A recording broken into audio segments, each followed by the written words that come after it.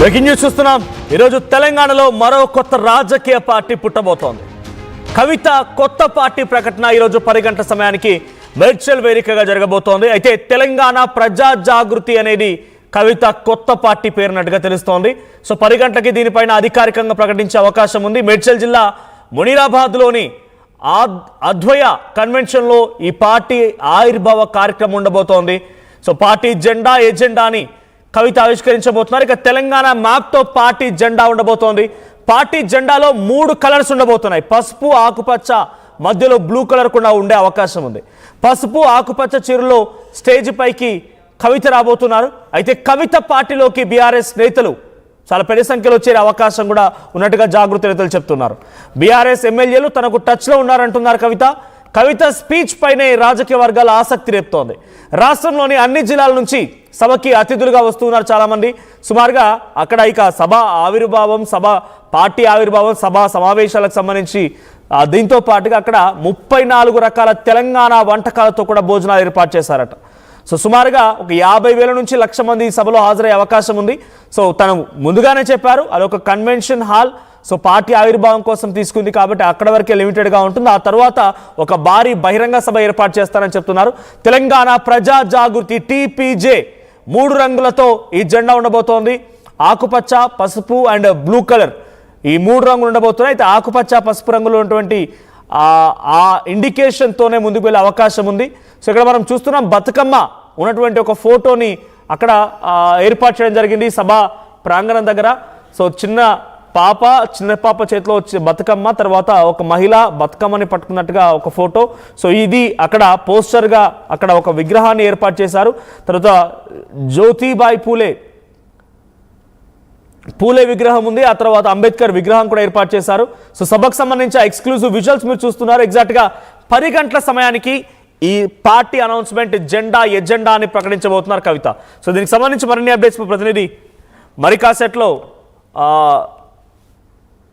మరికాసేపట్లోనే కవిత ఇంటి దగ్గర బంజారా హిల్స్ తెలంగాణ జాగృతి కార్యాలయం నుంచి మా ప్రతినిధి మధు అందుబాటులో రాబోతున్నారు. అయితే ప్రజెంట్ తెలంగాణలో 2014 తర్వాత ఏర్పడినటువంటి పార్టీల విషయానికి వస్తే తెలంగాణ జనసమితి కోదండరాం, తెలంగాణ జేఏసీ ఆ రోజు తెలంగాణ ఉద్యమ సమయంలో అందరికీ నాయకుడిగా అన్ని రాజకీయ పార్టీలకి, ఉద్యోగ సంఘాలకు అన్నింటికీ తెలంగాణ జాయింట్ యాక్షన్ కమిటీకి చైర్మన్గా వ్యవహరించిన కోదండరాం ఆ పార్టీని స్థాపించారు. కానీ పార్టీ అనుకున్న స్థాయిలో రాణించలేకపోయింది. మొన్న జరిగిన ఎన్నికల్లో కాంగ్రెస్ పార్టీతో, అంతకుముందు జరిగిన పార్టీ ఆవిర్భావం నుంచి ఏదో ఒక పార్టీతో పొత్తు పెట్టుకోవడమే. 2018లో అప్పుడు మహాకూటమి పేరును తెరిచినటువంటి ఉత్తమ్ కుమార్ రెడ్డి నేతృత్వంలోని కాంగ్రెస్ పార్టీ కూటమితో జతకట్టారు. ఏ మాత్రం కూడా సాధించలేకపోయారు. స్వయంగా ఆయనే ఎమ్మెల్సీగా పోటీ చేసినా కూడా దాంట్లో గెలవలేకపోయారు కోదండరాం. ఆ తర్వాత 2023 ఎన్నికల్లో కూడా కాంగ్రెస్ పార్టీకి మద్దతుగా నిలిచింది TJS. సో మునుగోడు ఎన్నికల్లో ఒక్కసారి డైరెక్ట్గా ఎవరితో సంబంధం లేకుండా మునుగోడు ఉప ఎన్నికల్లో పోటీ చేస్తే డిపాజిట్ కూడా కోల్పోయింది. సో ఇప్పుడు ఈ విషయం ఎందుకు చెప్పాలనుకుంటున్నా అంటే 2014 తర్వాత ఆవిర్భవించిన పార్టీలో Telangana Janasamithi the most important party, because Kodandaram నేతృత్వంలోని పార్టీ. సో ఇప్పుడు కాంగ్రెస్ పార్టీతోనే ఉంది. ఆయన ఎమ్మెల్సీగా కూడా ఉన్నారు. సో ఎమ్మెల్సీగా కూడా ఇంకా గవర్నర్ అప్రూవల్స్ అవన్నీ రకరకాల సమస్యలు అయితే ఉన్నాయి. సో TJS అనేది పెద్ద సక్సెస్ కాలేకపోయింది. తర్వాత తెలంగాణ ఇంటి పార్టీ అని చెప్పి చెరుకు సుధాకర్ ఆ పార్టీని ఆవిర్భవించారు. సో తెలంగాణ ఇంటి పార్టీ పేరిట కూడా ఒక పార్టీ వచ్చింది. ఆ పార్టీ కూడా అనుకున్న స్థాయిలో ఏం రాణించలేకపోయింది. మొన్న 2023 అసెంబ్లీ ఎన్నికల వరకల్లా దాన్ని పూర్తిగా కాంగ్రెస్ పార్టీతో విలీనం చేయడం జరిగింది ఆ పార్టీని. సో అంతకంటే ముందు తెలంగాణ తల్లి పార్టీ అని ఒకటి ఉండేది. విజయశాంతి నేతృత్వం తెలంగాణ తల్లి పార్టీ ఉద్యమ సమయంలోనే.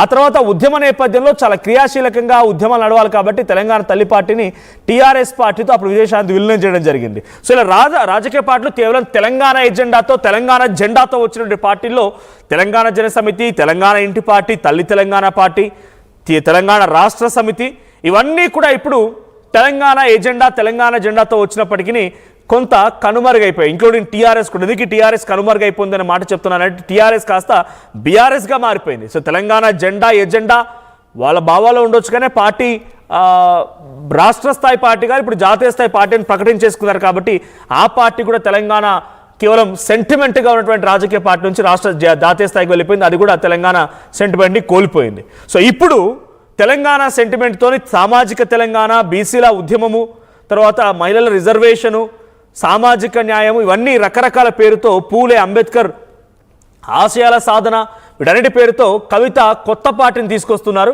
సో అది 10 గంటల సమయానికల్లా ఆ కొత్త పార్టీ ఎజెండాని ప్రకటించబోతున్నారు. సో బీఆర్ఎస్ పార్టీతో తెగదింపులు అయిన తర్వాత తను ఈ పార్టీకి సంబంధించి ఇంటర్నల్ డిస్కషన్ చేసి రకరకాలుగా చాలామంది నేతలతో చాలా ప్రాంతాలు తిరిగి పాదయాత్రలు అంటూ చేపట్టి యాత్రలు చేపట్టి ఇప్పుడు ఎట్టకేలకి ఈ పార్టీని ఆవిర్భవిస్తున్నారు. 10 గంటలకల్లా ఈ పార్టీ జెండా ఉండబోతుంది. పార్టీ జెండాలో ఆర్టీవీకి ఉన్నటువంటి ఎక్స్క్లూజివ్ సమాచారం మేరకి ఆకుపచ్చ, పసుపు అండ్ బ్లూ కలర్, ఆకుపచ్చ పసుపు అప్ అండ్ డౌన్గా ఉంటే ఇటు బ్లూ కలర్ మధ్యలో ఉంటుంది. 3 రంగులతో ఆ పార్టీ జెండా ఆవిష్కరించబోతోంది. సో కవిత ప్రసంగం పైన చాలా ఉత్కంఠ రేపుతోంది. మరోవైపు ఈ పార్టీ జెండా సింబల్లో పక్కగా తెలంగాణ మ్యాప్ కూడా ఉండే అవకాశం ఉంది. సో ఇప్పటికే తెలంగాణ మ్యాప్తో ఉన్న పోస్టర్లు, కవిత ఫోటోలు అన్నిటితో పోస్టర్లు కూడా తెలంగాణ వ్యాప్తంగా పలు జిల్లాల్లో, నగరంలో, హైదరాబాద్ నగరంలో కూడా ఎక్కడికక్కడ పోస్టర్లు వెలిశాయి. సో ఈరోజు మేడ్చల్ జిల్లా మునీరాబాద్ దగ్గర అద్వయ కన్వెన్షన్ హాల్లో ఈ పార్టీ ఆవిష్కరణ జరగబోతుంది. మా ప్రతినిధి మధు ఉన్నారు సిద్ధంగా. తెలంగాణ జాగృతి అధ్యక్షురాలు కవిలకుంట్ల కవిత